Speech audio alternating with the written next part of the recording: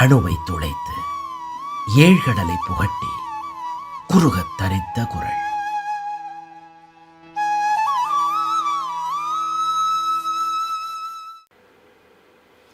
Jai Sriram. Sri TV நேயர்களுக்கு வணக்கம். இன்றைக்கி பொதுவாக தமிழ்நாட்டில் பார்க்கலாம், பட்டம் சூட்டி கொள்வது என்பது தான் இவர்கள் செய்கின்ற சிறந்த சாதனையாக பேசிக்கொள்வார்கள். குறிப்பாக இந்த கழக ஆட்சி வந்த பின்னே தான் தெருவுக்கு தெருவு சிலை எடுப்பது, ஊருக்கு பெயரை மாற்றுவது, தெருவுக்கு பெயர் வைத்துக் கொள்வது, தனக்குத்தானே பட்டம் சூட்டி கொள்வது, இப்படி செய்வது தான் இவர்கள் செய்த மிகப்பெரிய சாதனை என்று நல்ல ஒரு சமுதாயத்தை, நல்ல ஒரு தலைமுறையை, தமிழை வளர்த்தார்களா என்றால் தமிழறிந்த சான்றோர்கள் வருத்தப்படுகின்றார்கள். தமிழ் என்ற பெயரிலே இவர்கள் செய்கின்ற அத்தனை கூத்தையும் கண்டு கூசி குறுகி ஒடுங்கி இருக்கின்றார்கள். அதுதான் உண்மை. அறிஞர், பேரறிஞர், கலைஞர், ஆசிரியர், இப்படி இவர்களே பட்டம் சூட்டிக் கொள்வது, அதற்காக ஒரு பெரிய விழா எடுப்பது, அந்த விழா எடுத்துவிட்டு கூசாமல் புகழுரை பேசுவது அல்லது எள்ளி நகையாடுவது, குறிப்பாக ஹிந்து தர்ம சிந்தனைகளை அசிங்கமாக காமச்சீழ் வழியை கிண்டலித்து பேசுவது, அதற்கு கிடைக்கின்ற கைத்தட்டலை நினைத்து மீண்டும் மீண்டும் அதே துணியிலே அருவருக்கத்தக்க பேச்சை பேசுவது, வார்த்தை விளையாட்டை தமிழின் சிறப்பு என சொல்லிக்கொள்வது, இப்படி செய்வதுதான் இவர்கள் தமிழுக்கு தொண்டாற்றுவதாக பெருமைப்பட்டு பேசிக் கொண்டிருக்கின்றார்கள். அதை கைத்தட்ட ஒரு கூட்டம், அதற்கென்று வந்த ஒரு அருவருத்தக்க ஒரு அமைப்பு, இதெல்லாம் கடந்த சில 10, 15, 20 ஆண்டுகளாக நாம் பார்த்து வருகின்றோம்.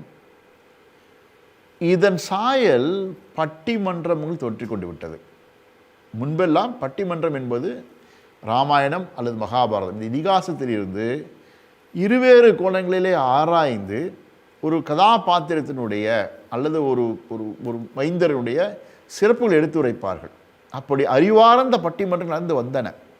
பின்னாளிலே பொழுதுபோக்கு என்பதற்காகவும் நகைச்சுவை என்பதற்காகவும் நயமில்லாத, கேவலமாக பழிக்கின்ற வகையிலே, தனிப்பட்ட முறையிலே கூட கேவலம் பேசுகின்ற வழியிலே இன்றைக்கு மேடையேறி பேசுகின்றார்கள். இன்றைக்கு என்ன ஆகிவிட்டது என்று சொன்னால், சரளமாக தயங்காமல் வார்த்தையை உருட்டுபவன் எல்லாம் வார்த்தை சித்தர் என்று தனக்கு தானே பெருமை பேசிக் கொள்கின்றான். அந்த அளவு தரம் தாழ்ந்து போய்விட்டது இன்றைக்கு மேடை பேச்சு என்பது மட்டுமல்ல, அறிஞர் என்ற வார்த்தைக்கு. ஏனென்றால் தமக்குத்தாமே சூட்டி கொண்ட பட்டம், தனக்குத்தானே செய்து கொள்கின்ற அந்த புகழுரை என்று ஆகிவிட்டது. இது சான்றாண்மைக்கு புறம்பானது என்பதை ஐயன் திருவள்ளுவர் மீண்டும் நினைவூட்டுகின்றார். இந்த குரலிலே கூட இப்படிப்பட்டவர்களை திருவள்ளுவர் சாடுகிறார். அது என்ன குரல் என்று நாம் பார்க்கலாம். நயனில சொல்லினும் சொல்லுக சான்றோர் பயனில சொல்லாமை நன்று என்று பயனில சொல்லாமை அதிகாரத்தின் 197வது குறளாக சொல்லுகின்றார். நயனில சொல்லினும் சொல்லுக, அதாவது நியாயப்படியான இருக்கின்ற வார்த்தைகளை சொல்லுக. அப்படி சொல்லாமல் விட்டாலும் தவறில்லை. ஆனால் நீங்கள் சான்றோர் என்றால், அறிஞர் என்றால், பேரறிஞர் என்றால், மதிக்கத்தக்க வேண்டியவர் என்றால் பயனில சொல்லாமை நன்று. தயவு செய்து பயனில்லாத வார்த்தைகளை ஒரு நாளும் சொல்லிவிடாதீர்கள் என்று சொல்லுகின்றார். அப்போது உங்களை நீங்கள் சான்றோராக பலர் மதிக்க வேண்டும் என்று சொன்னால் நீங்கள் நியாயப்படி நடந்து கொள்ள வேண்டும், நியாயப்படி பேச வேண்டும், நல்லதையே பேச வேண்டும், பயனுள்ள விஷயங்களை பேச வேண்டும். ஒருவேளை அப்படி பேச தவறினாலும் கூட பரவாயில்லை. ஆனால் மறந்தும் கூட பயனில்லாத வார்த்தைகளை பேசிவிடாதீர்கள் என்று கெஞ்சுகிற துணியில் ஐயன் நினைவூட்டுகின்றார். ஐயா, நீ செய்து விடாதே என்கின்றார்.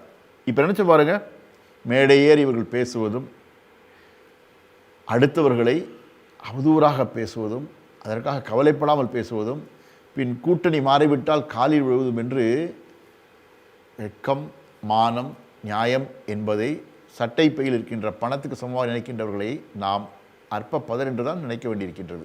இவர்களெல்லாம் சான்றோர்களா? இவர்களெல்லாம் பேரறிஞர்களா, கலைஞர்களா என்றால் ஐயன் திருவள்ளுவர் இல்லை என்று சொல்லுகின்றார். அப்படி என்றால் நாம் என்ன செய்ய வேண்டும் என்றால், நாம் பெருந்தலைவர்களாக இல்லாமல் இருக்கலாம், ஆனால் நாம் இருக்கின்ற அந்த சூழலிலே நம்மை 4 பேர் மதிக்க வேண்டும் என்று சொன்னால் நியாயப்படி நடந்து கொள்ள வேண்டும். பிறர் கேள்வி கேட்பார்கள், கேட்க மாட்டார்கள் என்பது தாண்டி மனசாட்சிப்படி நியாயமாக நடந்து கொள்ள வேண்டும், நியாயமாக பேச வேண்டும்.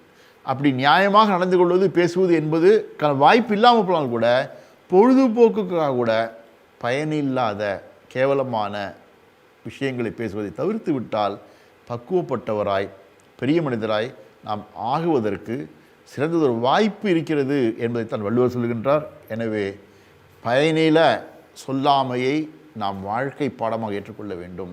பேசினால் பொருத்தமாக பேச வேண்டும், சரியாக பேச வேண்டும், 4 பேருக்கு பயனுள்ள விஷயம் பேசணும். இல்லை என்றால் பேசாமல் இருப்பது நல்லது என்று வள்ளுவர் சொல்லுகின்றார்.